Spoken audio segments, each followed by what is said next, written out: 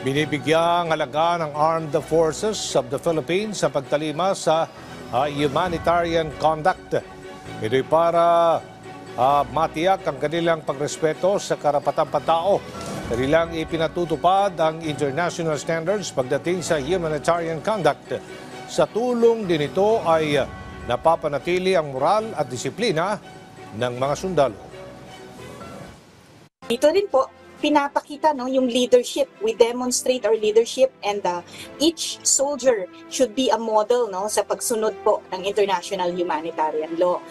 Nagiging inspirasyon po tayo rito, and we serve as a benchmark for other nations and militaries to emulate. So as you have seen, Ma'am Nina and Sir Edu, nung huling RORE, we have really shown the courage of our soldiers na talaga pong nag-adhere tayo dito sa IHL.